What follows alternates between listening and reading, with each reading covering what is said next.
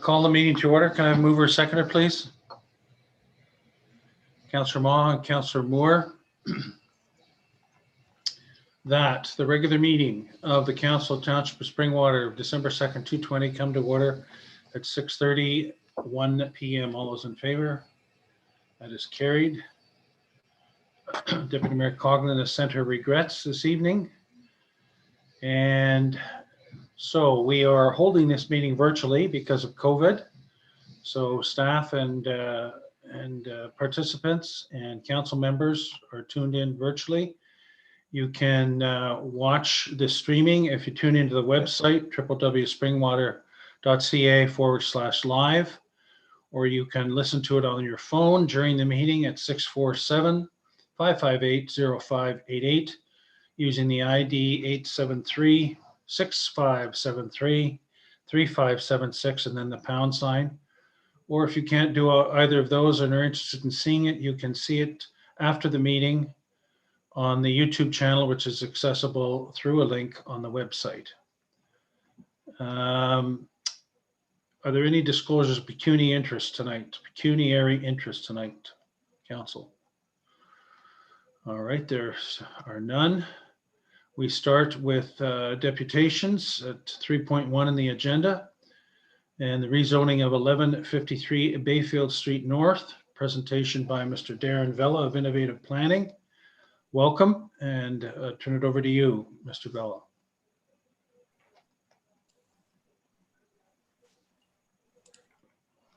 Thank you, Your Worship. Members of Council, good evening. Just going to share my screen with my presentation.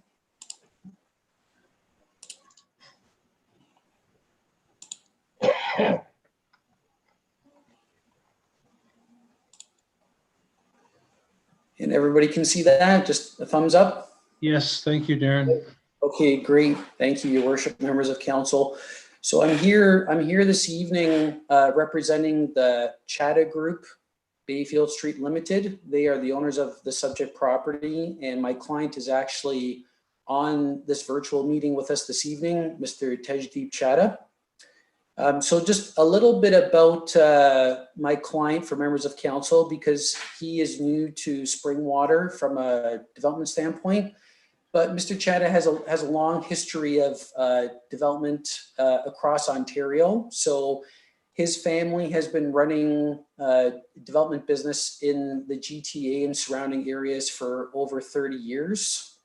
And their portfolio consists of a number of residential and commercial projects, ranging from commercial plazas of 20 to 30 to 40,000 square feet, all the way up to 14-story apartment buildings that his family owns and operates and manages. So they do have a lot of development experience. They're excited to bring a project forward in Midhurst and to Springwater.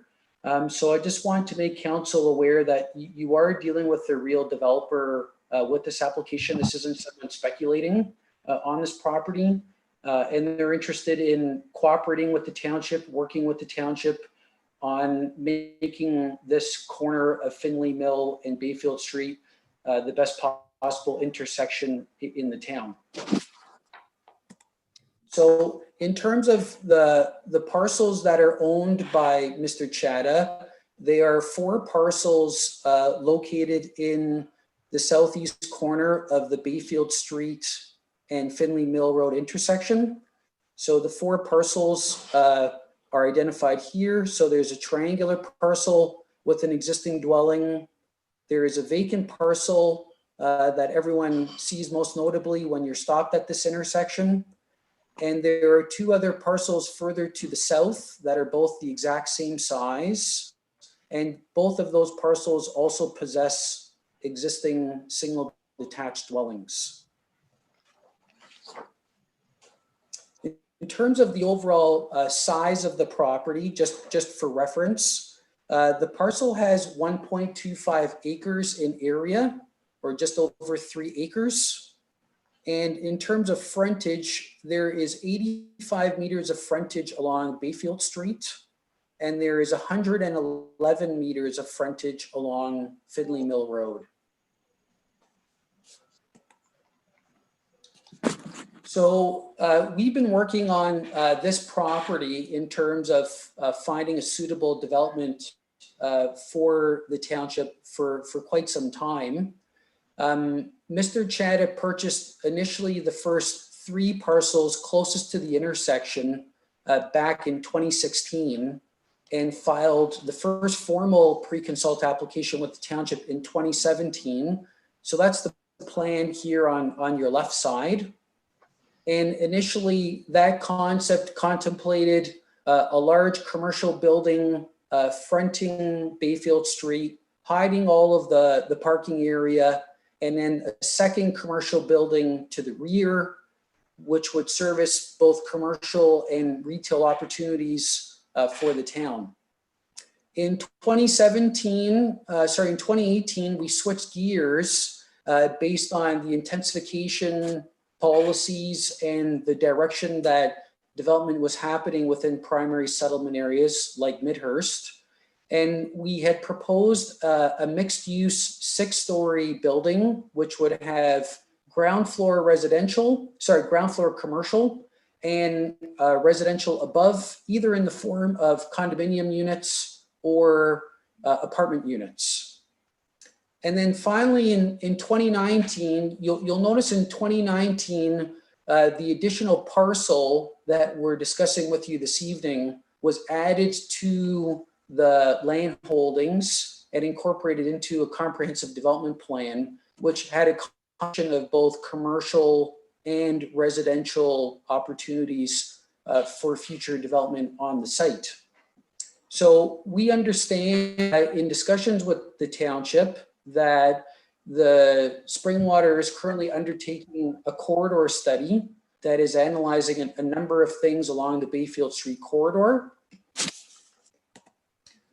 And this leads into my next slide. So based on our discussions with township staff, we understand that the first draft of the corridor study is expected to be released in early 2021. We understand that the study will provide further direction regarding development along the Bayfield Street corridor, which will be in greater detail compared to what's in the secondary plan. The intersection at Finley Mill and Bayfield Street has been identified as a major community focus area within the secondary plan. And so special attention is going to be paid to exactly what is going to be developed at that intersection.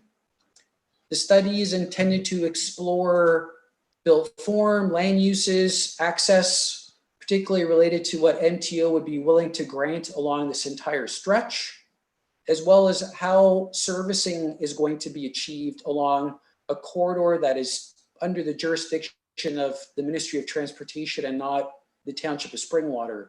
So that in itself is going to possess many challenges in terms of how is the township going to deliver the municipal and water and sewer services that are necessary in order to realize the development that will be anticipated through your corridor study.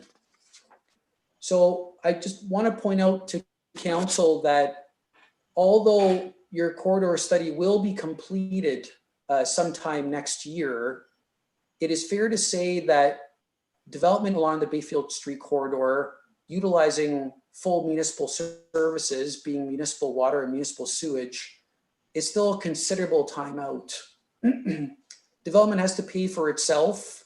That would mean that all of the majority of owners along the Bayfield Street corridor would have to come together and form a landowners group and figure out exactly how water and sewer infrastructure is going to be extended along the corridor.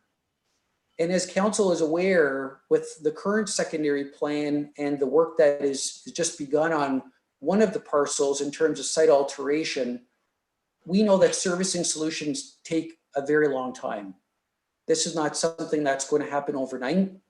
And what we feel would be appropriate for the township to consider is to allow an interim development to take place, which would allow for some economic stimulus, allow for some development activity, allow for a service that could benefit the community, to take place while this larger development plan is put in place.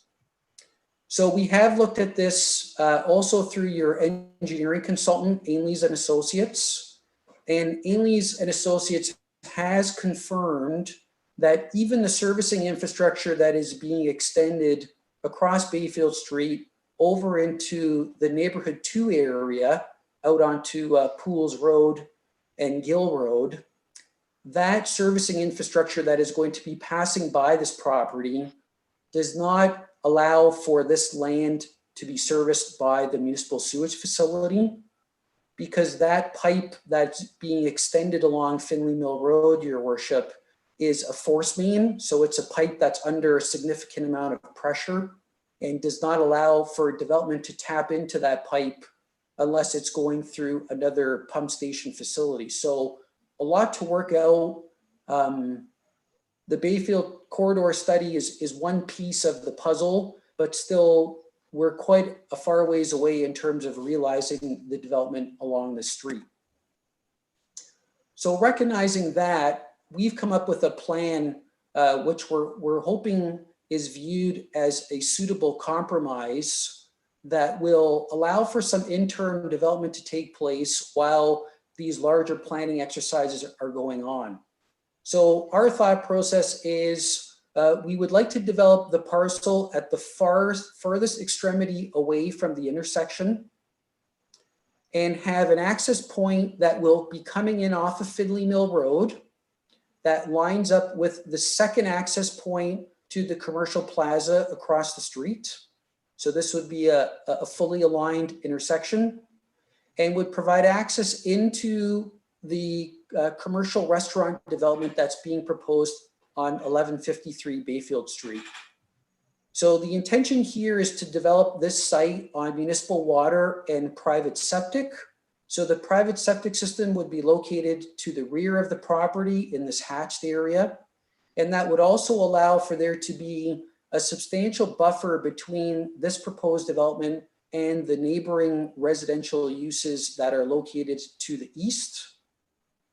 The proposed restaurant would possess a drive-through, so there would be a double stacking drive-through lane to the rear of the building that would allow customers to order, come through, pick up, and then leave the drive-through facility and exit back out onto Finley Mill Road before they get back into the municipal and ministry road network. We've designed the site to be very attractive from a streetscape perspective, something that is not currently along Bayfield Street. So we have a building placed right up front against Bayfield Street. It would also have an outdoor patio along Bayfield Street for people to sit outside when the weather permits and enjoy the outdoor area while sipping on a coffee or having some food. And due to the fact that we own these other parcels here, establishing the easement to create this access is not going to be a problem. So this is a more zoomed in version of the site plan, just so that it's a little bit clearer. I wanted to point out to council that we have had discussions with both MTO, the Ministry of Transportation, as well as the Ministry of Environment. MTO has approved this entrance location off of Finley Mill Road in principle, so they are not objecting to this application. They have even gone as far as stating that this application would not require a traffic impact study. As we've been cooperating with MTO, we would be removing this entrance location here, which is close to the intersection, also as a means of cooperation.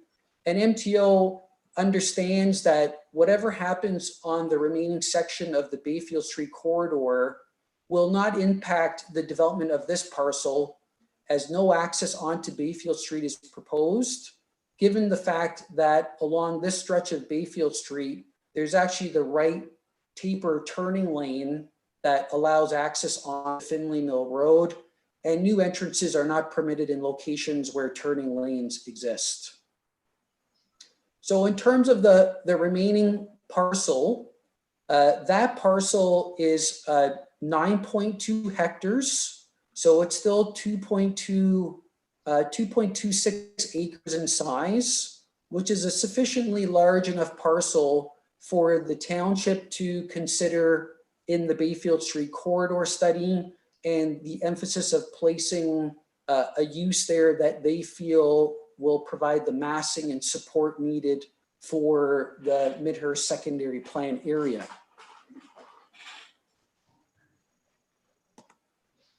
So in terms of what we're proposing and what the current secondary plan and zoning say about this property is the slide here on your left is an excerpt out of your official plan.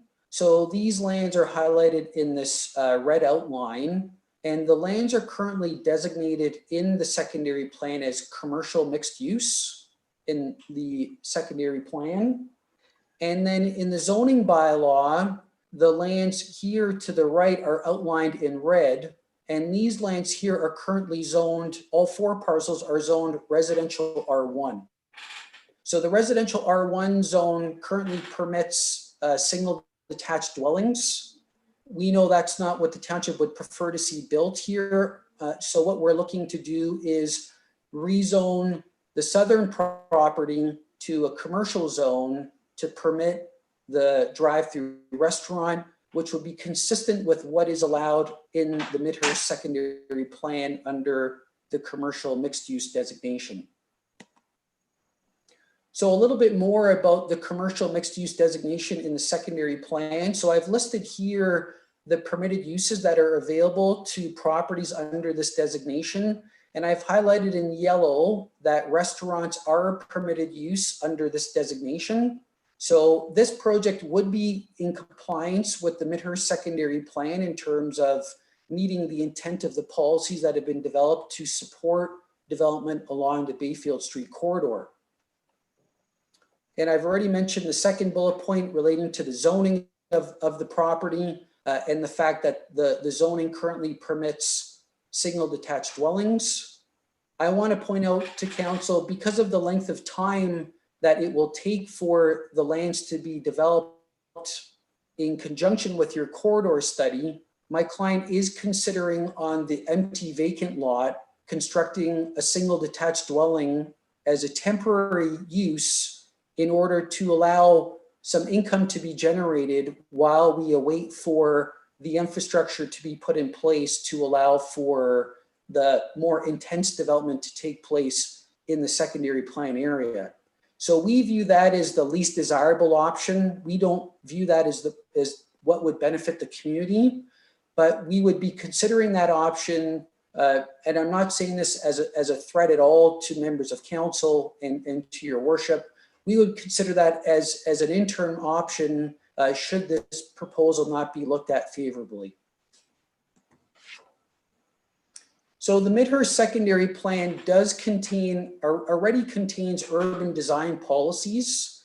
In Appendix 1 of the Midhurst secondary plan, under Section 3.6, there are specific urban design policies that already talk about how commercial buildings should be developed in the entire secondary plan area, including the mixed-use corridor. So I've identified here the bullet points that are excerpts out of the urban design guideline, and we've used these provisions as a way to design the site to ensure that the development does respect the policies that are in place relating to the property. So in conclusion, your worship, the balance of my client's properties, we will be setting aside while the ongoing corridor study is being completed. We support the completion of the study. We want to cooperate with the township through that work, but we do feel that this interim proposal does represent good planning. The restaurant is a permitted use under the secondary plan for this property, so a rezoning application here would not be offending any policies that are in place in the secondary plan. We also feel that Midhurst could benefit from another meeting place for the community, for people to gather. We know that there are other facilities. The township is considering the recreation center kitty corner to this property. We feel a restaurant could benefit people using the recreation center. We also know that there's a snowmobile trail that is heavily used in this general area, and that snowmobilers would enjoy another restaurant use to have a pit stop during their recreational stay or recreational journey. The septic system that is being proposed, we have no problem entering into an agreement with the township that we would remove that septic system immediately upon the municipal sewage services being available. So we are really looking to seek some guidance from council. My client would like to have some confidence that this project will be supported before they go through the expense of preparing a number of technical reports that the planning staff have asked for in order to review the application. And we feel that this is a good commitment and a good undertaking that we would like to get your support on. Thank you very much. Thank you, Mr. Vella. We have a report at 8.1 sub 3, an information item, which is a staff report on the preliminary development application with respect to this. Council, I propose what we do is pull that forward. I'll just review the question period part of the agenda, and then we'll go back to get Director Spagnell's initial comments, then open this up to discussion. So stay on the line, please, Mr. Vella and Mr. Chata, and we will move forward to question period. Now, question period has changed a bit. You can submit a question in writing to the clerk, or you can submit a request to make a verbal question over our virtual meetings. And those have to be submitted to the clerk by email, the request for those by noon of the day of the meeting. Clerk Ainsworth, have we had any submissions for this evening? Thank you, Mayor Allen. There have been no question period submissions for this evening. Okay, thank you. So we'll pull forward 8.1 information report sub 3 and go to Director Spagnell, please, to just give us an overview and your thoughts with respect to this this project, please. Thank you, Mayor Allen. I think Mr. Vella's presentation really does summarize the specifics of the proposal, the specifics of the official plan policies that are in place with respect to the Midhurst secondary plan. I think from staff's perspective, it's really a matter of timing, as indicated by Mr. Vella, as to when staff feel that it may be appropriate for zoning bylaw amendment applications and for development to proceed in this general area. As noted in the presentation that was provided to council, the intersection of Finley Mill, Bayfield Street, and I guess Snow Valley Road as well are considered to be a major focus for the community for Midhurst.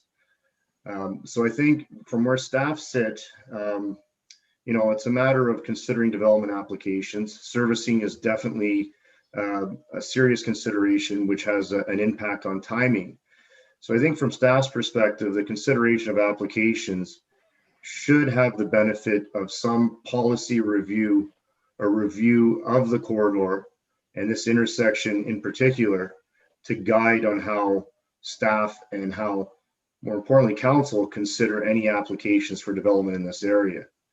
The idea is to try to ensure that there's municipal objectives through further review that can be incorporated into developments, but also, I guess, through the corridor study, there will have to be some consideration of timing and transition and maybe interim uses as well.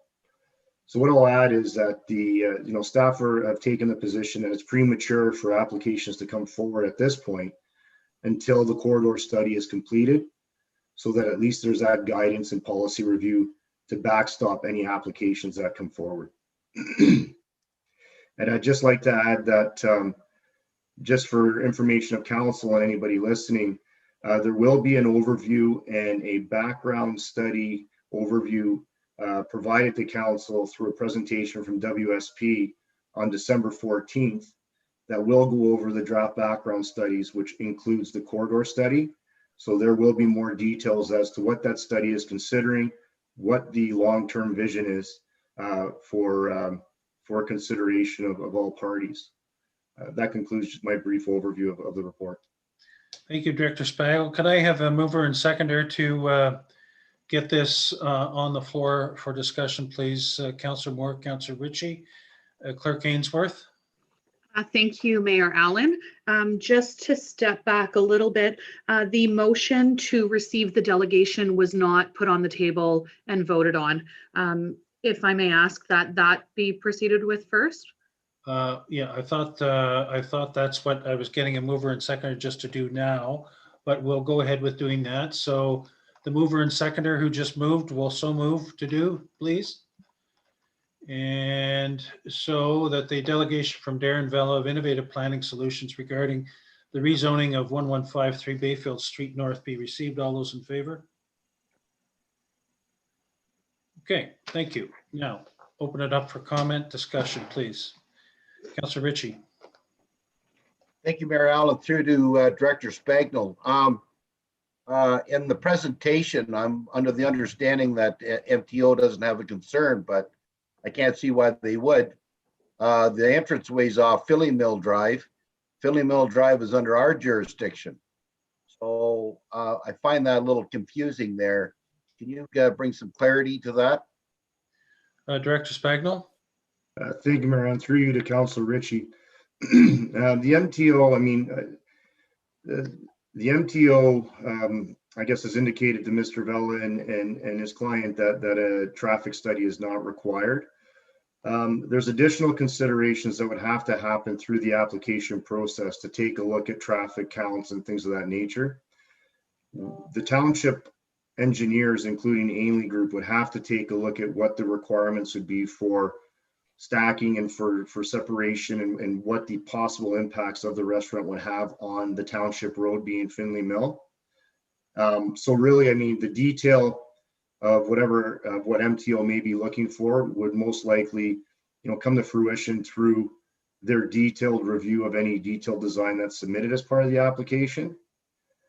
So that's really the only way that I can explain it, is that the MTO is indicating that they do not require a traffic study. However, that doesn't necessarily mean that there would be that the municipality would not through the application process. Follow on. Thank you, Mayor Allen. Yeah, of course they're not going to ask for a traffic study because we're not emptying out on the Bayfield Street. We're emptying on the Finley Mill Drive. So I find that to be a little misleading. So moving forward with this application, I would like to see a traffic study done on that, so that down the road, how do we handle congestion? And that's always a concern. So I support growth, but we got to be responsible about it as we move forward. Those are my concerns. Thank you. I think Mr. Vella had a comment, and then I'll move on to other councillors. Thank you, Your Worship. I appreciate that. Councillor Ritchie, so maybe I could just add on to what Mr. Spagnell was speaking of. So MTO, within 400 meters of their intersection, have jurisdiction over an access point. So we are fully in favor of doing a traffic study. We're not saying we're not going to do a traffic study. I just want to make the point that MTO said one wasn't necessary in this location, but I would agree with Mr. Spagnell. The traffic study is necessary to address township concerns. So we have no issue with that. I just wanted to point that out. Councillor Hanna. Thank you, Mayor. And I appreciate Director Spagnell's position, because Bayfield Corridor is our main commercial route through Springwater at the current time, in my opinion, and I know we have to get it done right. So I appreciate the fact that they're doing this study. My first question to Director Spagnell is, it says in the report this could come forward in 2021. Is that early 21 or later? Can you give any idea? Director Spagnell. Thank you, Mayor Allen. Through to Councillor Hanna. What the work program for the background study for the corridor study will require stakeholder meetings early 2021. To Mr. Vella's comment, and we had discussed this earlier, is the expectation is that we will have a background study for council's consideration and endorsement in the first quarter of 2021. Follow on. Thank you. And I guess my next point would be to Mr. Vella. If the corridor study permitted this to go ahead, would you be doing what you're planning on doing now, or would you be doing something different that would complement that intersection better and use up all the current property that you have there? Mr. Vella? Thank you, Your Worship. Through to Councillor Hannah. I think we would, Councillor Hannah, but I think we would take it one step at a time, as I mentioned, until there's a servicing solution to Bayfield Stream. It would be premature for there to be any development applications being considered, because we're really in a state where the planning is going to be completed, but the engineering isn't. And we're looking for something to take place sooner than later. And so in order to do that, we've got to utilize a septic system approach as an interim measure while this more expensive infrastructure option gets finalized. Thank So you. that- And oh, sorry, just to follow up, if I could, Mayor, I'm aware of what this restaurant, the type it would be, and I think we'd all, if you were, Mr. Vella was able to share with us, I think it's something that would complement the area. It's something the residents would appreciate having in the area, say them driving into Barrie for the present items that they go for, that type of restaurant being a drive-through. So I would be nice to see this get done in this term of council if we could.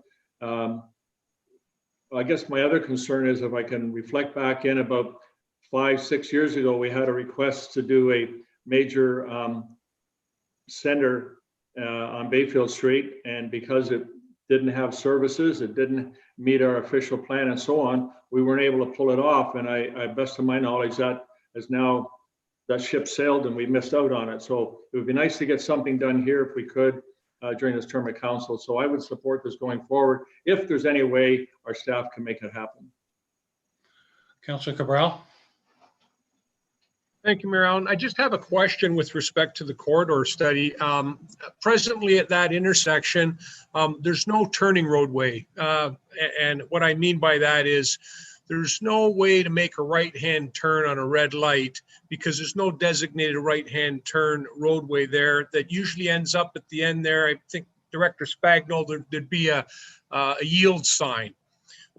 Given, say, some of the intersections in Barrie where there's a designated right-hand turn lane per se, and you don't have to stop when you merge on with the other traffic, then you would obviously have to make sure that you get through. I don't know if I'm describing it correctly. The only terminology I could say is that it's called a turning roadway as far as I know. But it delineates a right-hand turn lane from the rest of the intersection so that traffic approaching a red light has a designated turn lane. For example, in Barrie at Cundall's, when you're traveling southbound past the Kozlov, there's a designated right-hand turn at the intersection with a tiny little island there as well that delineates it from the rest of the intersection. Is this something that you anticipate will be going in at Bayfield Street? Because they do tend to help traffic flow a lot quicker and a lot faster than simply a set of traffic lights where traffic can back up for right-hand turns. I'm just wondering if you have any inclination if that's going to happen, because it would certainly help mitigate traffic concerns down the road for this particular development as well, I would think. Director Spagnol? Thank you, Mayor Allen, through you to Councillor Cabral. I think at this point, it's too early to be able to determine what type of traffic condition or what kind of upgrades would be needed to the intersection to deal with development. And that would most likely be something, or would be something that would be up to the engineers to decide. And most likely, and actually not most likely, but it would be something that the MTO would have a heavy influence on, because we're talking about an intersection under their authorization and within their corridor. So those are the types of discussions that would have to happen. I would have to think through specific development applications, but it will also have to happen when discussing the corridor in general with the Ministry of Transportation, because they are going to have an influence on what can be done now and what can be done in the future with respect to any upgrades to the intersection and anything that may have an impact on their corridor. I have a couple of questions. There are two existing residences that are there now on the property as shown, and maybe actually another one where the proposed development would be. What would happen with respect to those in the interim? And if we went ahead with this project and it was able to go ahead, once the rest of it was developed, is the contemplation that this restaurant would stay in place? And if so, what would be the access? So you have a proposed interim easement, a drive going through, but this no doubt would constitute a lot of parking space for an eventual development. How would that realistically allow for drive-through access in a restaurant down the road? Mr. Vella? Yes, thank you, Worship. If I'm going to share my screen again, just so everyone, this will be the easiest way to answer this question. So if we go back to the plan that we submitted in 2019, Your Worship. So this is the plan here. Yeah. So the parcel we're proposing to develop is the most southerly parcel. And you can see in this plan, we had already contemplated a restaurant building in this location. Right. What we've had to do through our discussions with MTO is shift these buildings around, these future buildings, to ensure that the entrance that we've identified on our easement plan, which comes up more in this location here, can accommodate both the interim and long-term development for the entire site. So there's a couple things happening. The existing homes that are on the property, the property at the dwelling at 1153 Bayfield Street would be demolished. So there is an existing home here that would be demolished.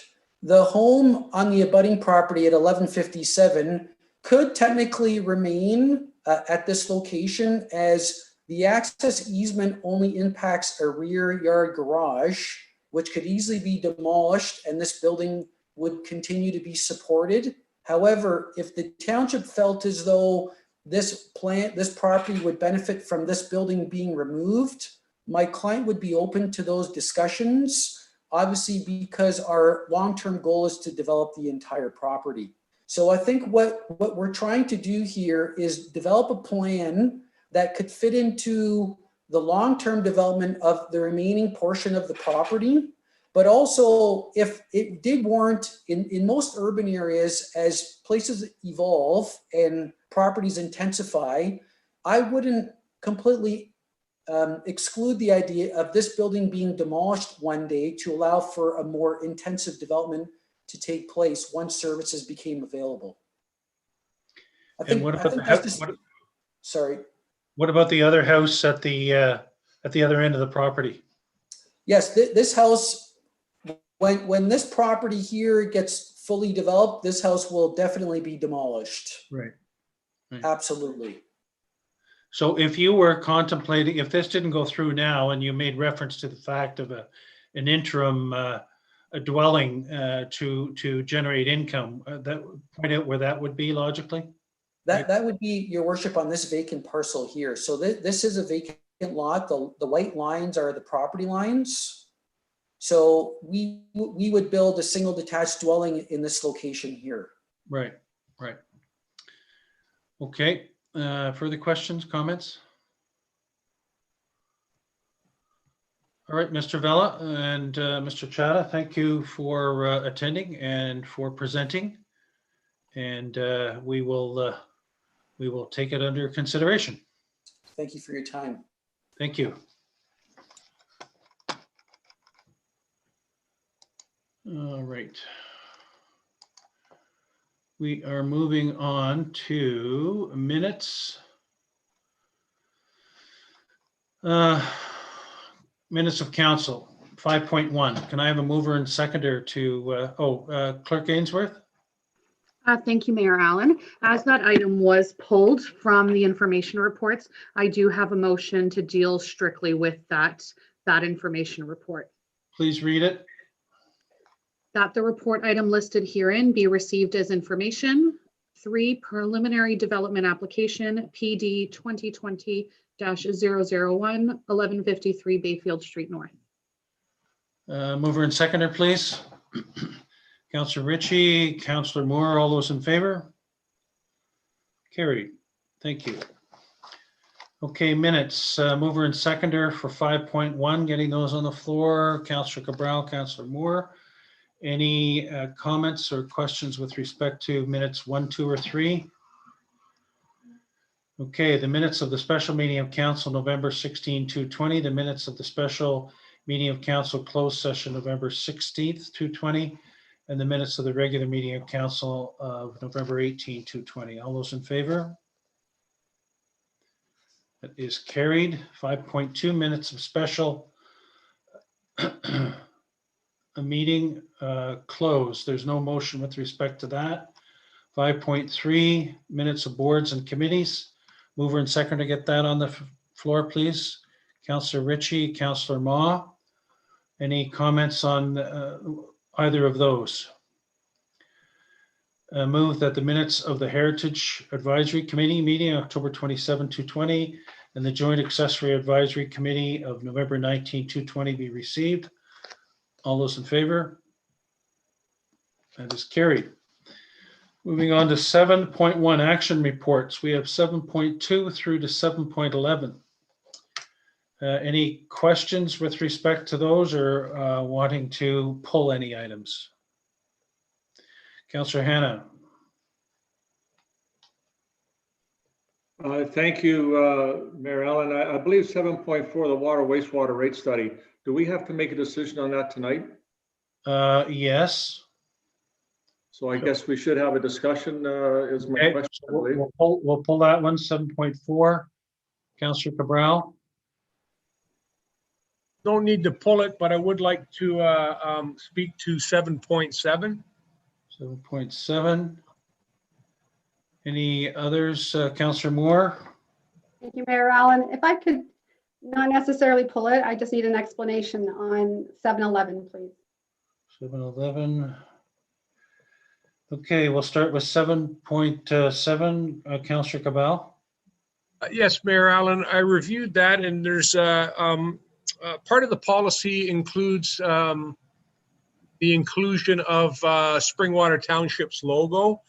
But I know that some banners that are already have gone up, I don't think that they do necessarily include that logo. So I'm just wondering if there's going to be any thought given to maybe grandfathering some of those particular banners in, only because they're already in existence. They already fit the poles. I'm just curious if maybe Planner Belcourt can just, that's the only thing I saw there that I kind of thought they might not have the logo on it. We wouldn't be able to use them anymore. Planner Belcourt?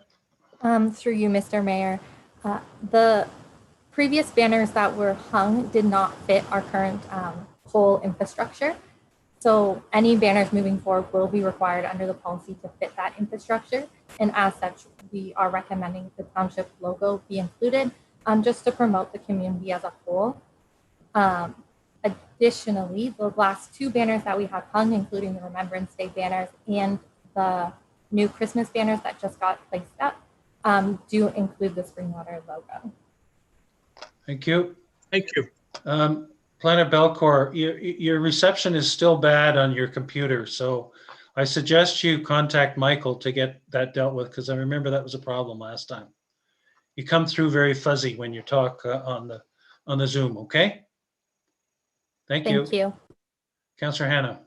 I think I can relate to fuzzy. My head's been like that all day, unfortunately.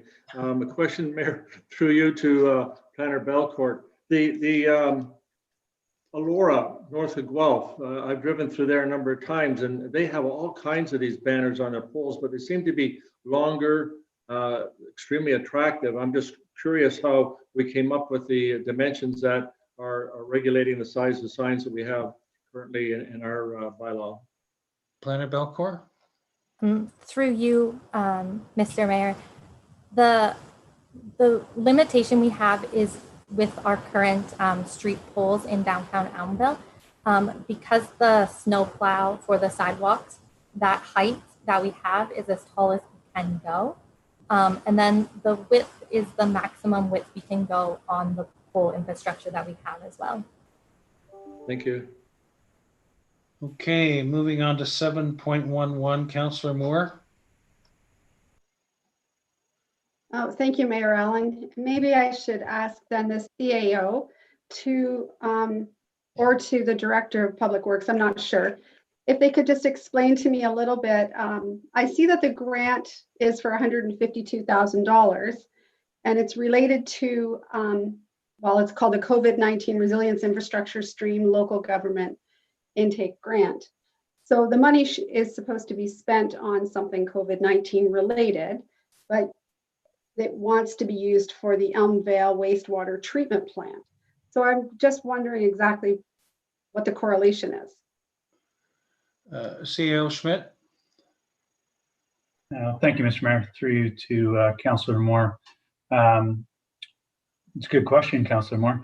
I think the way the township staff took a look at it was trying to see what the criteria was in the grant and what eligible projects were available. We actually were considering another project actually in your ward regarding the Stone Manor Woods Park, the phase 2 park. But when we took a look at how that project was going to be funded, DCs and other grant money other contributions from others, we decided that that project wasn't the most appropriate to be applying for under this grant. And so township staff took a look at other potential projects that were available. To your point, these projects have to be essentially ready to go and completed in a very short period of time. The Elmvale project is ready to go, and hence why staff kind of suggested that project move forward. Is it directly related to COVID? I don't know. I'm not going to lie to you. I'm not sure how I could relate that directly to COVID at this stage. But beyond that, there is $152,000 available to the township. If there's other projects that council is thinking of that they would like to consider, understanding that the application for this grant, I believe the deadline is December 21st, I believe it is. And so if there's other projects that council would like us to consider, absolutely, we could take a look at that, just understanding that there is a tight timeline to turn this around. And there is a council resolution that's required to be supported or go with the application for this particular funding stream. I don't know if Director Coleman has anything further to add to that. Director Coleman. Thank you, Mayor Allen. I was just actually trying to review the information I received from Aqua regarding the funding. They have a specialist on their team that specifically searches out funding and then contacts municipalities.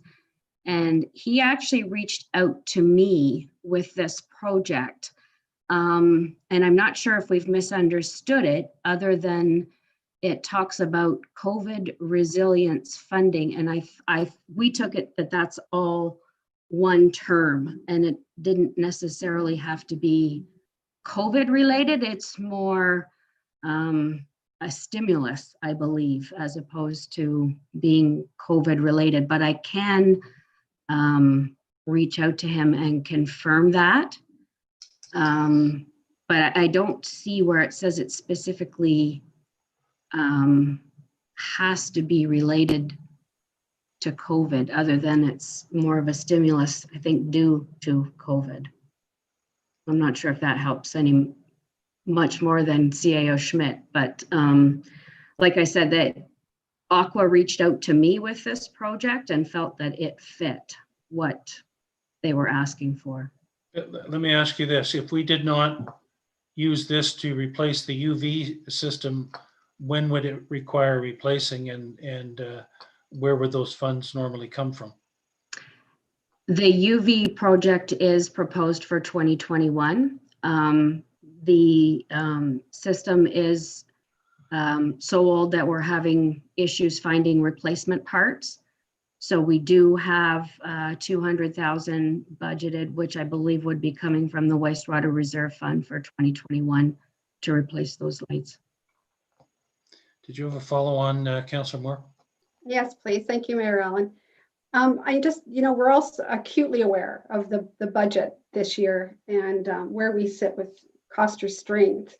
I would like to propose that this money be used for something more COVID-19 related, such as social distancing measures, maybe trails, parks, that type of thing. And if the CAO, as he mentioned, had Stone Manor in mind, where we could use the money toward the park there, I think that would be sort of used in the frame of mind that it was meant for. This money was meant for.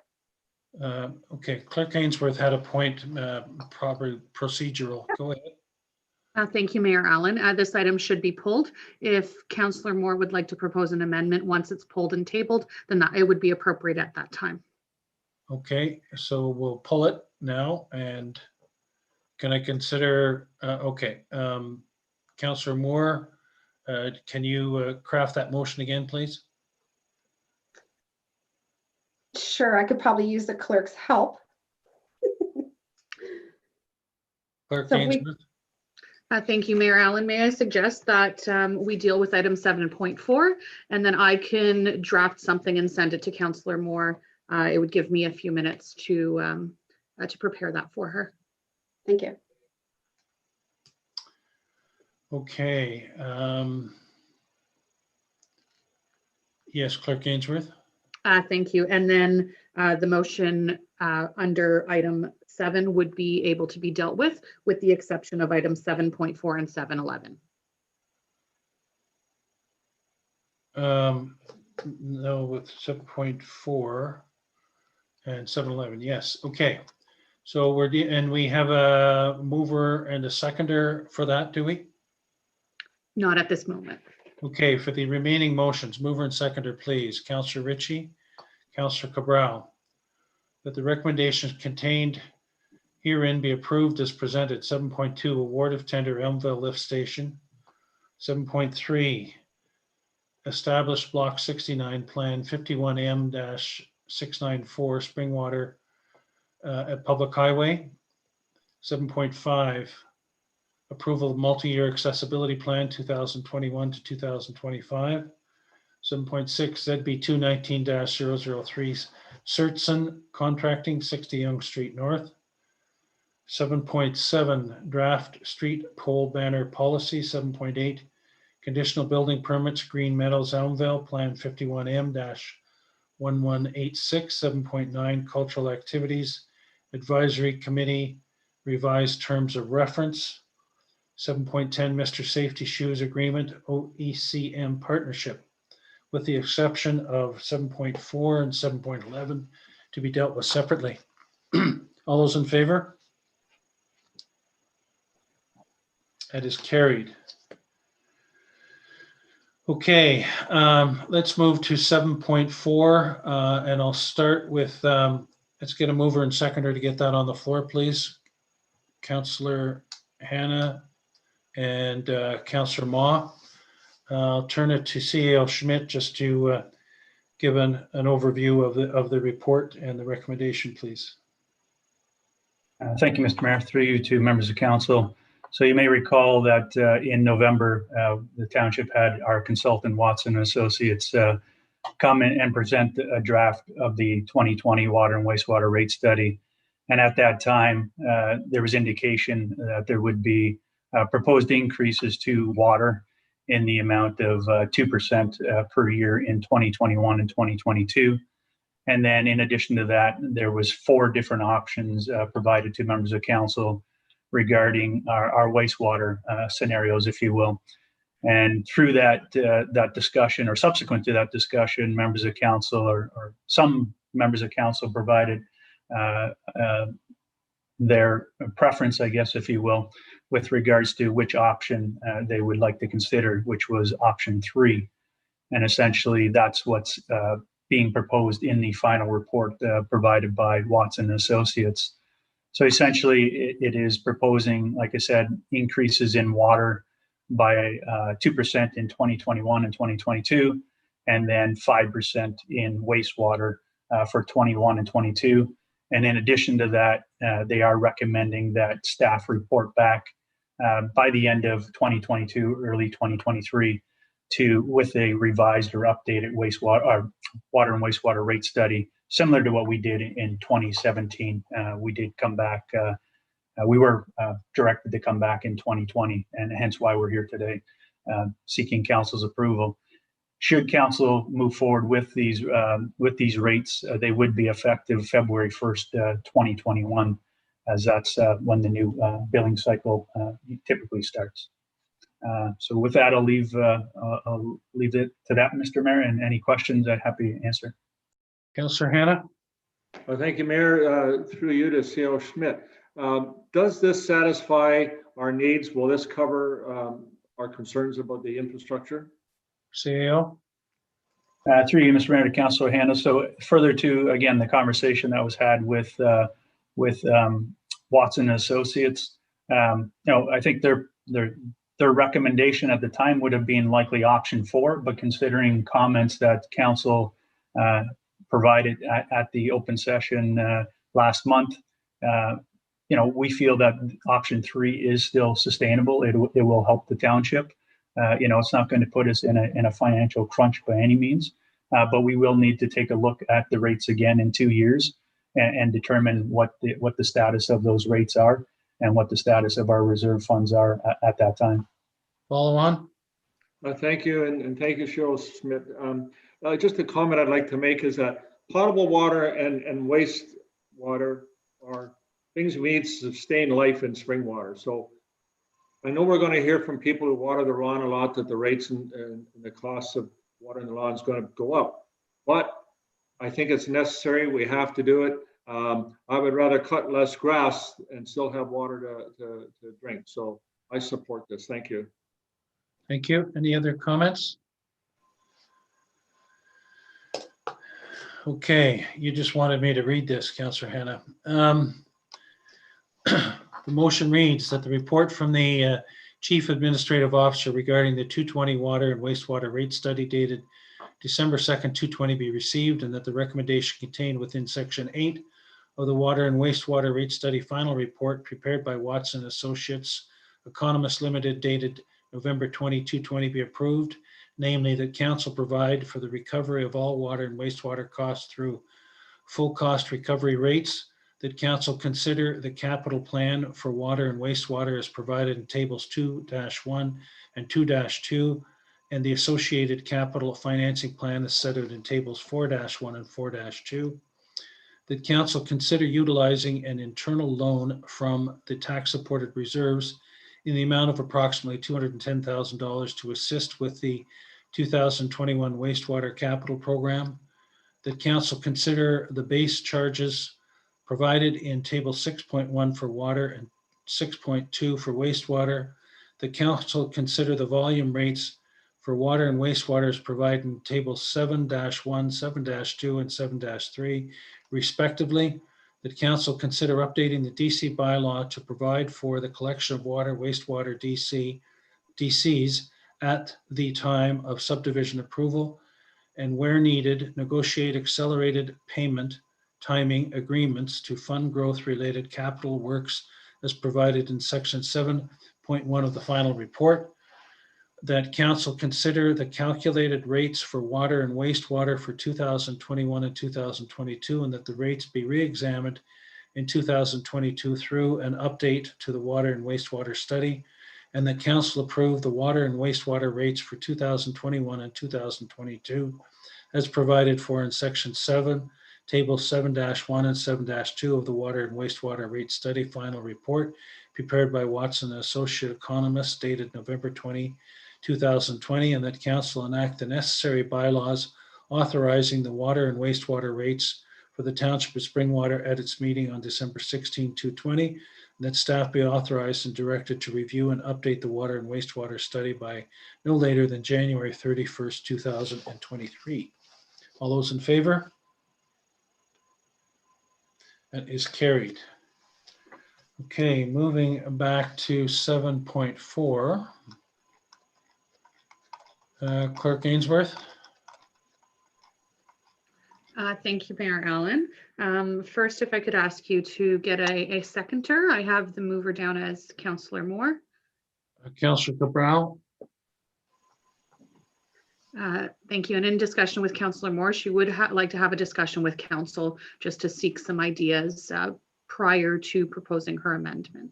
Can you read the proposed motion amendment, please? Thank you. It is incomplete at this time until Councillor Moore can provide me with a bit of further information. But the portion that I have written so far is that the motion now before council be amended as follows. Remove the words "to replace the UV system at the Elmville wastewater treatment plant" and replace it with, and that's the wording that would still need to be determined based on what Councillor Moore's requests are. CAO. Sorry. Thank you, Mr. Mayor. I got some further information here from staff regarding this program. I'm not as familiar with this program, but it's my understanding, based on the information shared, is that it is a stimulus program due to COVID and due to projects not moving forward as quickly as what they may have due to the pandemic. The province or the feds have put this program in place to try to incent projects to move forward. So although it's got the COVID tag to it, it doesn't necessarily mean that it's got to be directly related to a COVID related matter, if you will. The idea is that because the pandemic has happened, many things have been delayed and or canceled. And the idea is that I think the province and the feds are saying, well, in order to try to create a stimulus to get more projects going and to accelerate some of these projects, here's some additional money for townships or indoor municipalities to apply for. I'm not exactly sure, if we just automatically apply that we get the 152. I'm not sure what that criteria is. It's a little different than what the other streams have been. And this is part of the investing in community in the ICIP, which is many different streams. So there's a public transit stream, there's the green infrastructure stream, there's the community culture and recreation stream, which we applied for, and unfortunately we're not did not have a favorable result. And then there's also the rural and northern community stream. So it is part of that. And the idea is just try to put some money back into the economy to get some of these projects moving forward. So I would just put that out there. It's not specific to COVID per se, but again, we'll take council's consideration and direction as you wish. And again, my understanding is that if we don't use this for that, we'd have to deplete or further reduce a reserve to cover a necessary expense for repair with respect to this. Is that correct, CEO Schmidt? Through you, Mr. Mayor. Obviously, you just approved 7.4 of the water and wastewater rate study. You've had a conversation with our consultants about the status of our wastewater reserve fund. The rate increases are going to help, but obviously, if we have an additional $152,000 that we don't have to take out of the wastewater reserve fund and we could use these funds, definitely it would help the wastewater reserve fund. So hopefully that answers your question. Councillor Cabral? Thank you, Mayor Allen. You just kind of hit me over the head there, CAO Schmidt. It opens up things a little bit, but I can tie it into ultraviolet light as far as sanitation is concerned for bacteria and viruses, because I actually utilize a system similar to that right here at home for the drinking water. However, I also comes to mind now that it might be more appropriate, based on what Councillor Moore has suggested, to put it into another area. And the reason I'm thinking along those lines is that this money would benefit residents like tax dollars if it was put into something else. If it was to go into the wastewater, then the money would be offsetting costs that only those people who have wastewater and water coming into their house would traditionally have to bear.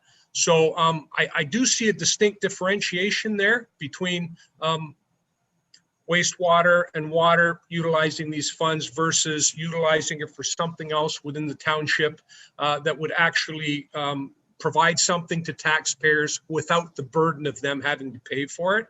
So I'd have to say at this point, I'm still supporting Councillor Moore on this as far as putting the funds, if we do apply for them, into something else, just based on that analogy.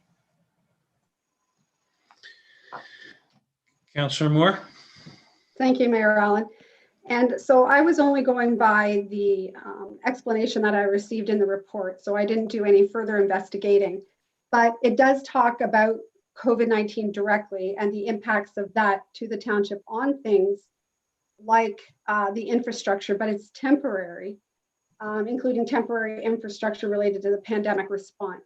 So I'm not really in favor of the water and wastewater expenditure, but I would like suggestions from other members of council on, where they think that the money could go. And I would agree with Councillor Cabral that it should really benefit everybody.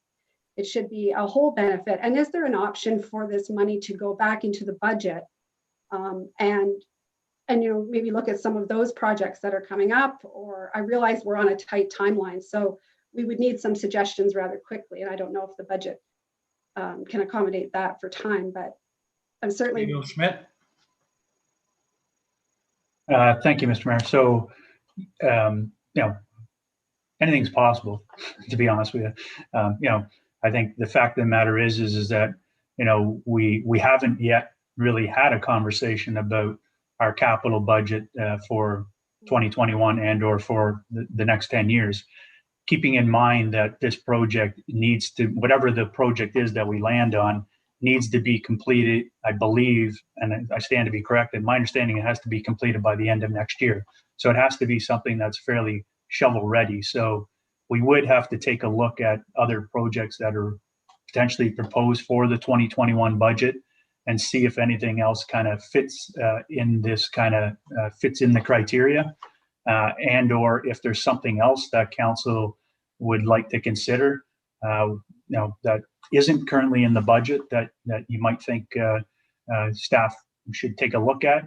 We could have that conversation tonight, or we could again park the conversation and have the conversation come Monday when we're scheduled to talk about the capital budget.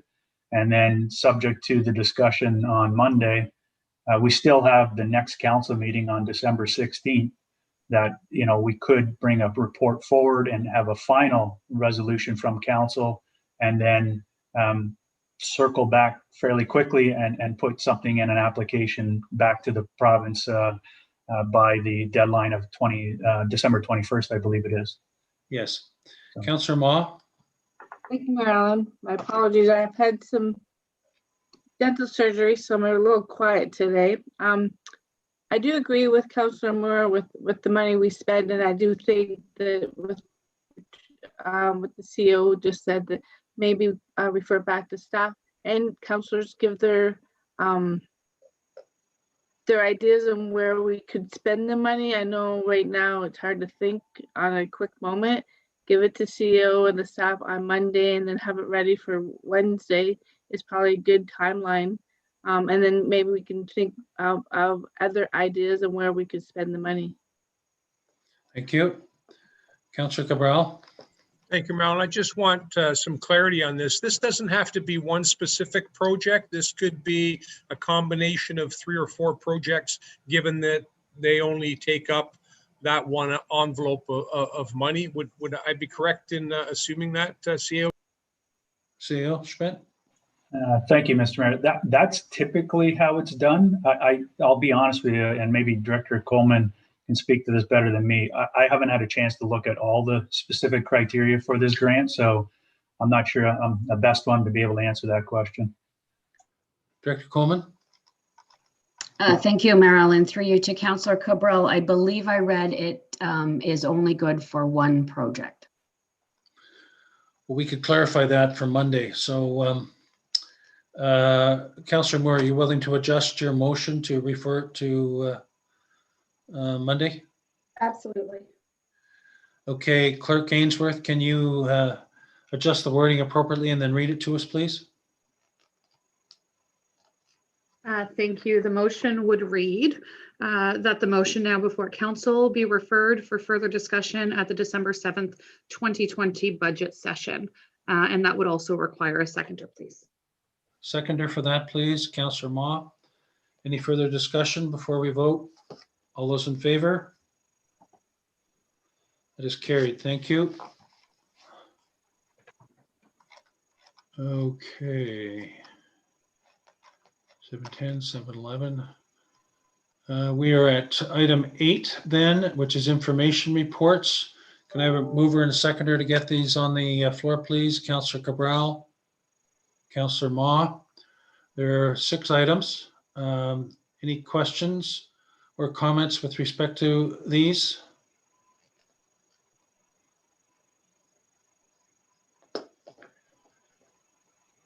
Okay, I will read them.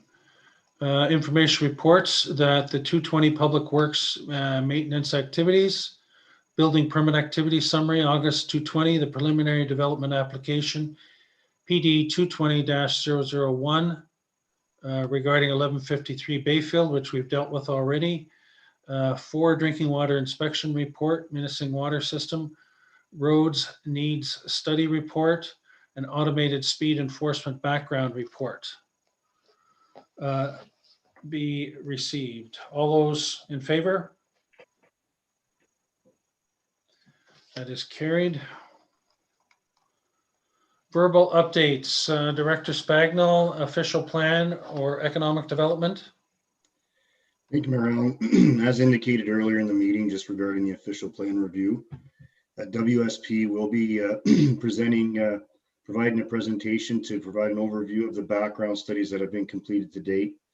That will be on December 14th. It will be a virtual meeting. The presentation will cover the intensification study that's been completed to date. That is in draft form, the draft corridor study, and the draft commercial needs study.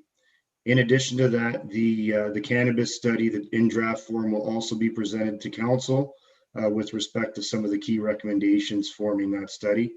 This is intended to be an overview for council prior to those matters being brought forward for endorsement.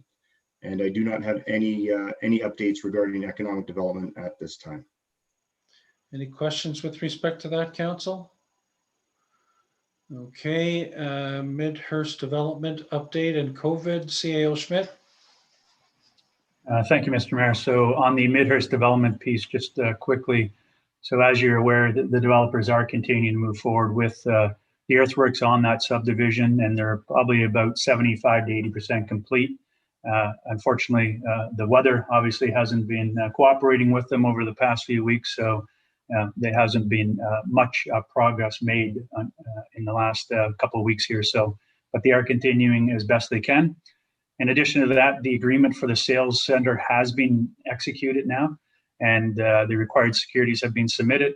So in talking with our building services department, they are anticipating issuing a building permit for that sales office later this week or early next week. And lastly, on the Midhurst development, again, staff and its consultants, engineering and solicitors are working away on preparing a stage 2 subdivision agreement, which we are anticipating coming on December 16th for your consideration. So I'll pause there for a minute if there's any questions on that. Otherwise, I'll move to the COVID update. I'm not seeing any questions.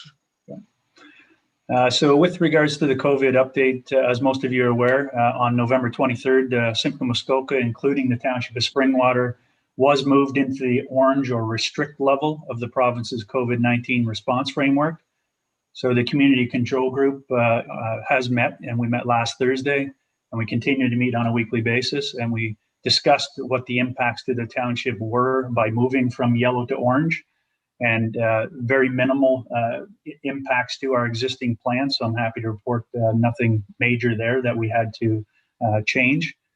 However, in addition to this, the Simcoe Muskoka District Health Unit did issue a letter of instruction on November 26th to all businesses and organizations in Simcoe County, advising that effective this past Monday, November 30th, all businesses and organizations were being instructed to implement a number of new public health measures. However, today we have received a revised letter from the health unit clarifying some items that were included in that November 26th letter, and indicating that there are some businesses that are exempt from those instructions that were provided on November 26th. And those businesses are licensed childcare centers, healthcare providers and healthcare entities, personal care providers, schools, school boards, and private schools. So the municipality is still required to abide by these measures. So effective, as of today's letter, effective December 5th, these new measures come into place. And so I'll go through a few of those measures. I won't bore you with all the details, but I will send a copy of the letter to all members of council, and we'll post it on the CIP as well. But so some of the measures that are required or we're being instructed to follow is to now appoint a compliance officer, which would be responsible for the implementation of a COVID-19 safety plan and the COVID and compliance with that safety plan. So I'm happy to report that our Jennifer Marchand, our health and safety and corporate training advisor, has been and has accepted the appointment of compliance officer for the township of Springwater. And she has drafted a safety plan, which we'll be discussing at our community control group tomorrow. Further to that, other measures that are required is to ensure that or enable remote work for workers where reasonably possible, and to reduce the number of workers exposed to the workplace. So as you're aware, staff at the Township Administration Center, we continue to work in cohorts, and we will continue to work remotely on a rotational basis. Our outside staff have been assigned to separate vehicles and pieces of equipment with the intent of trying to keep them distance as well as safe as possible. Other measures are to ensure that our workplace does active screening on a daily basis for all workers attending the workplace in person. And so we have been doing that on a regular basis for probably most of the pandemic, and we will continue to do so. So any staff member that is required to come into the office and or required to come into any of our facilities is required to fill out a screening form every day prior to entering the facility. If they answer any of those questions in a positive fashion, yes fashion, if you will, then those employees are not permitted to enter any of our facilities and are required to contact the compliance officer and take next steps as directed. In addition to that, we need to ensure that physical distancing is happening amongst our workers. And again, most of us in the admin center do have separate work locations and or work offices and workstations. And for those individuals that have workstations that are closer together, we have put those individuals on rotational schedules so that they're not in the office on the same day. And or in some cases, in building services, for example, we've put plexiglass in place to try to create separate barriers for those individuals and protect them as best we can. In addition to that, it does suggest that barriers such as plexiglass should be used where reasonably possible. So as I indicated, we are using those. We are using those in the Township Administration Center at the front counter. We're also using plexiglass in all of our libraries, as well as I believe in the Fire Station 3. We also have plexiglass in place, again, to separate staff from the public. And in addition to that, staff are required to wear face coverings while in any indoor public facility. So we are making sure that staff are compliant with that. And we do obviously provide for face coverings and or masks for all staff who require one. Some bring their own, but we do provide those staff with those coverings should they need them. And then there's a number of other couple of measures here that, ensuring appropriate use of personal protective equipment. We do have a policy or policies in place to ensure that our staff are utilizing proper use of personal protective equipment, and they have been trained on how to use that PPE.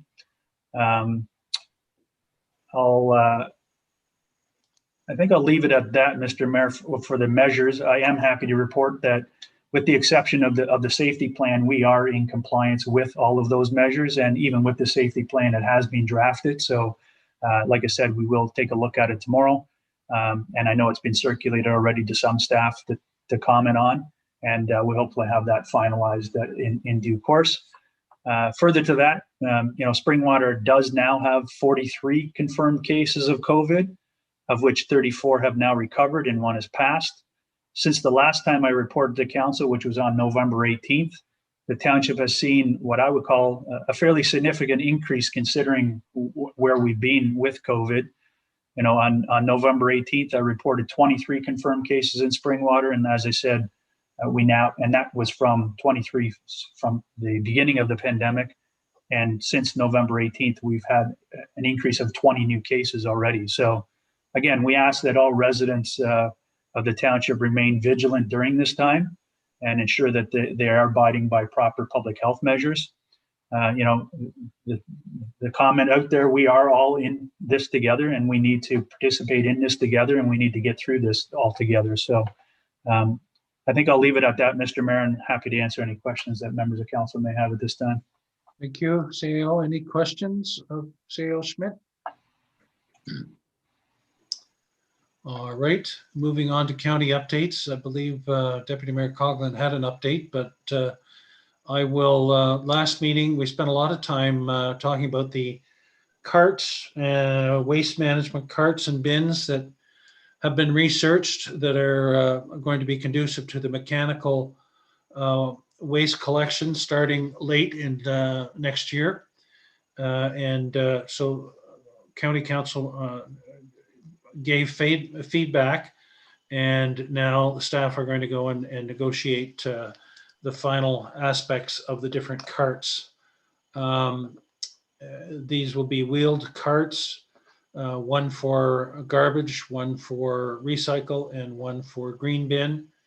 And they will be owned by the county and distributed third or fourth quarter next year.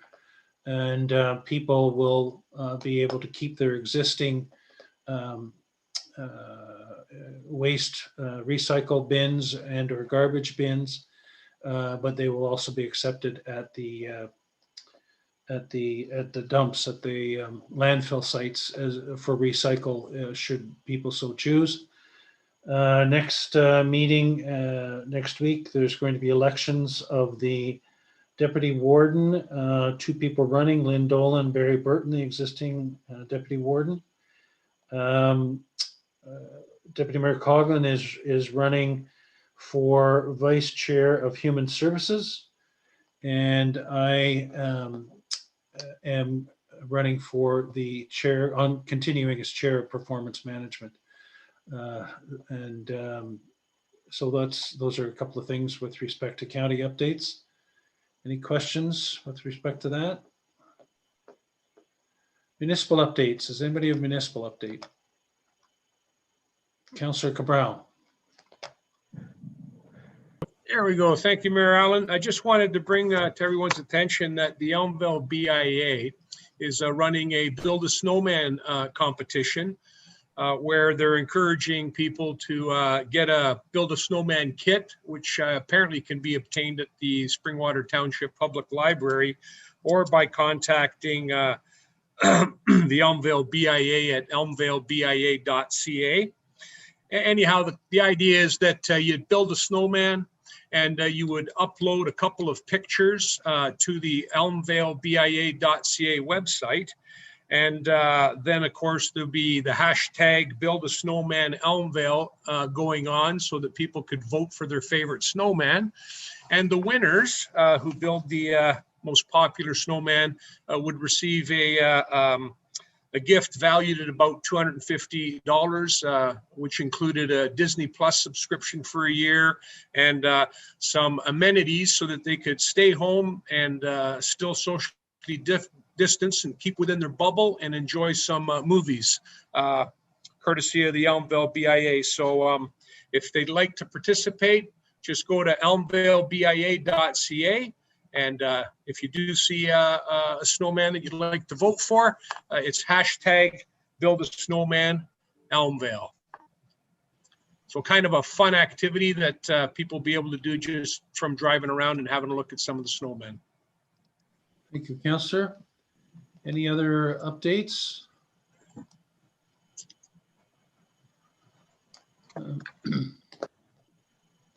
I have an update I just received late today, actually, and it's from Deborah McLean at the food bank. This email is very late. Since the opening of the new building, we have been very, very busy trying to organize the Elmvale District Food Bank in its new location. The new shelving arrived and was installed last week. Steve Loftus and Innovative Automation are the donors.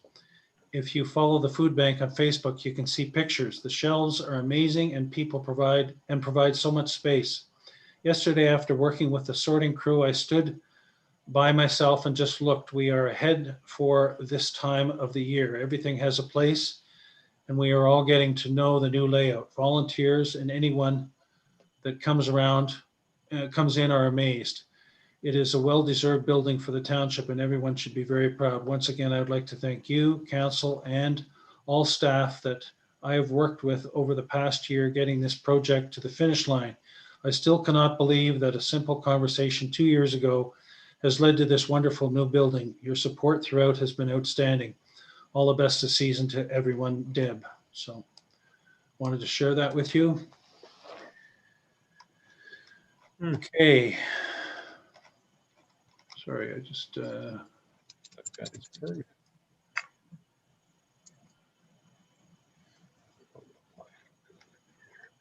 managed to delete my script here. Script meeting. Okay, moving on to notices of motion. We have a couple of them. 10.1, Councillor Hanna has made a motion. Do I have a seconder for his motion? Councillor Hanna's motion. Councillor Moore. Councillor Hanna, would you like to read your motion? Thank you, Mayor. Whereas Bill 68, modernizing Ontario Municipal Legislation Act 2016, amended the Municipal Act 2001 to mandate that all Ontario municipalities shall establish codes of conduct for members of the council of the municipality and its local boards.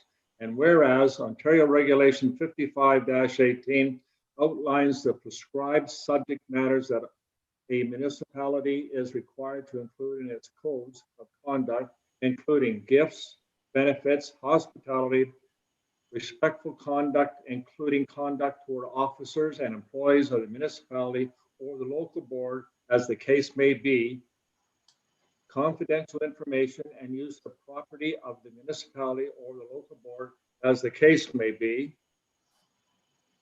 And whereas municipalities are not provided any additional resources or guidance with the creation of codes of conduct, which results in inconsistencies, greatly varying rules and regulations across the province.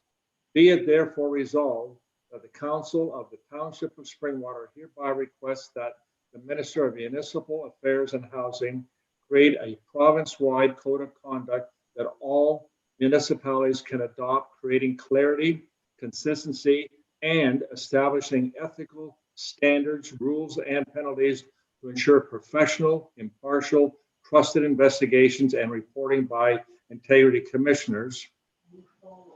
And further, that this resolution be circulated to the Minister of Municipal Affairs and Housing, the Premier of Ontario, the Honorable Doug Downey, Attorney General, and all Ontario municipalities.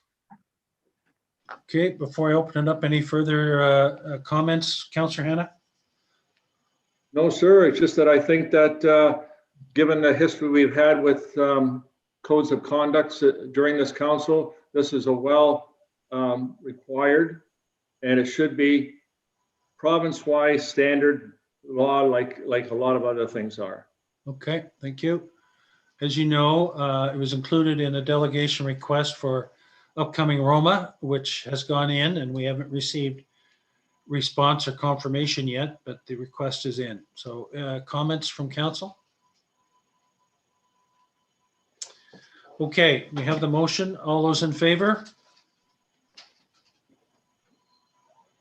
That is carried. Next, 10.2 is a notice of motion by Councillor Cabral. Is there a seconder to this notice of motion? Councillor Ma. Councillor Cabral, go ahead and read it, please. Thank you, Mayor Allen.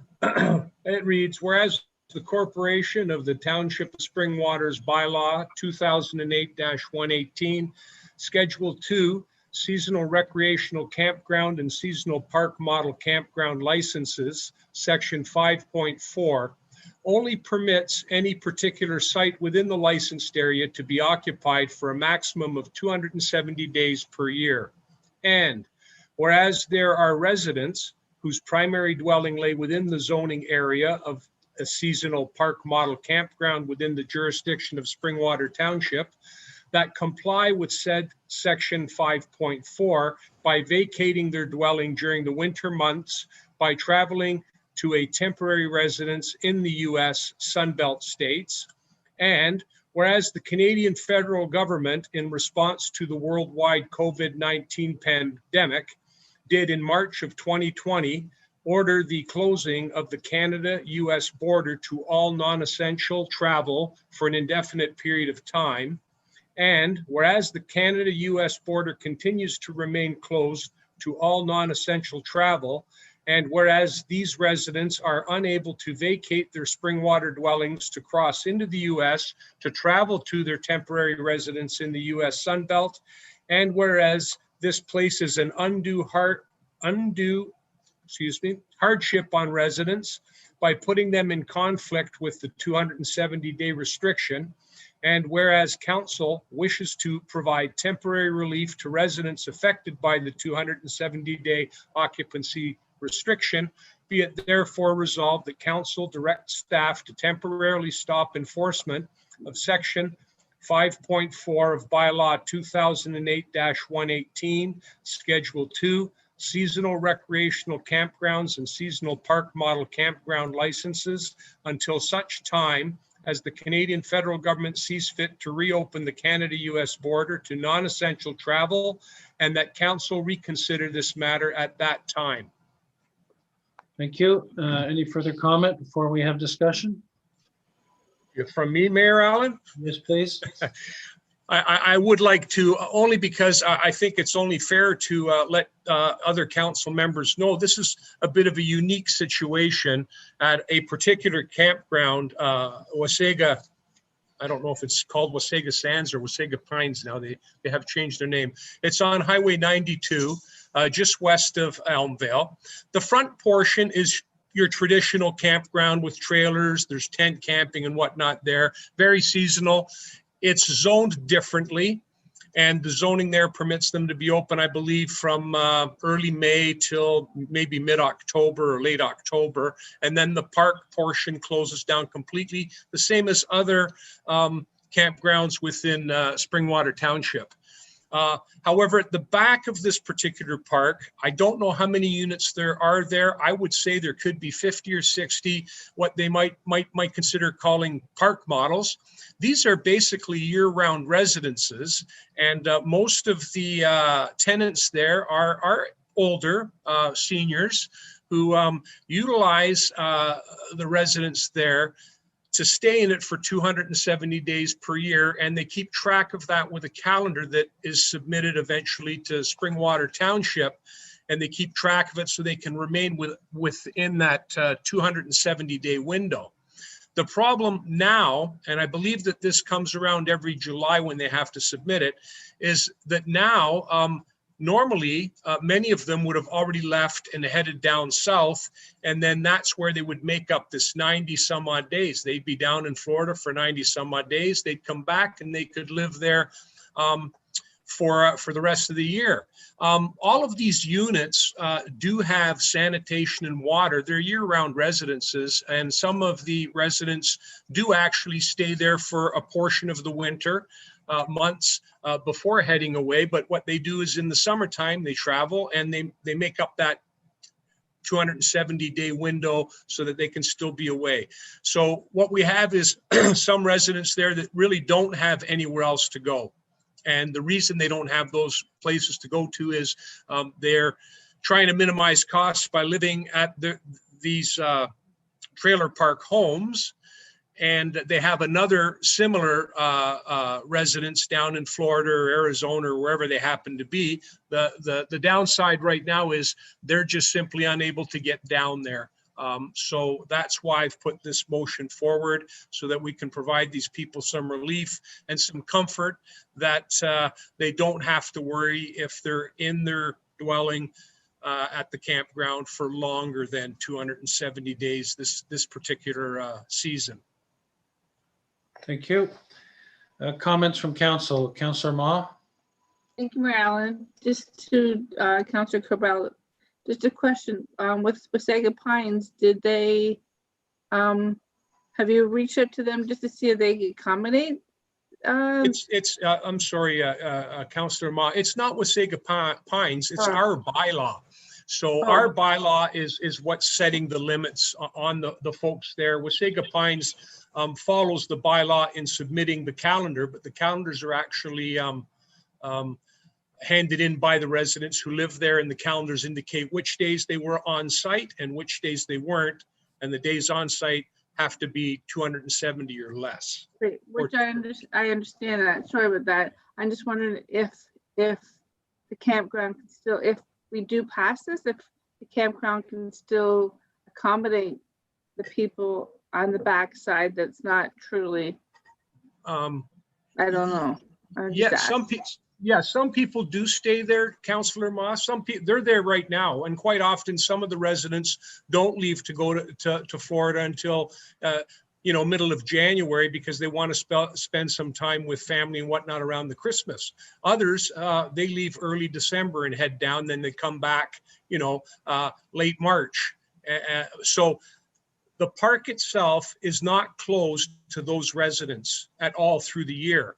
The limitation that's placed on them is a limitation that's placed on them by township licensing.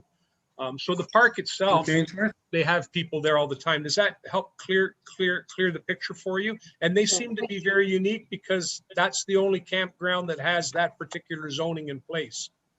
Thank you. Clerk Ainsworth? Thank you. And I can confirm that the owners of the campground have called into the licensing officer to see if there was anything that could be done from a township perspective on this. So we did advise them of the notice of motion that was coming forward to tonight's meeting.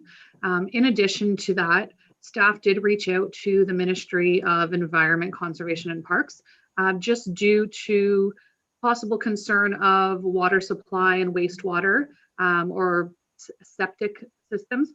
And I do have confirmation from the MECP that they don't have an issue with the back 52 park model trailers specifically at Wasaga Pines. They've stated that the plumbing is winterized and they don't have concern of freezing or having limited water supply or sewage works.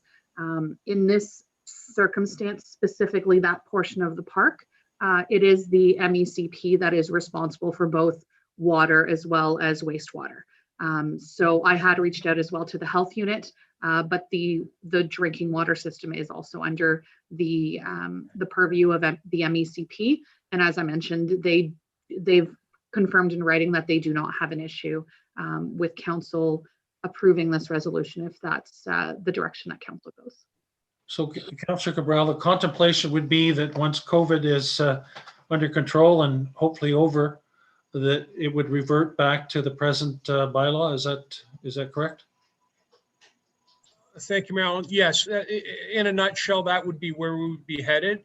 I think it would be prudent when the border crossing is reopened, maybe to have some dialogue, maybe with CAO Schmidt, to see where some of these residents are at.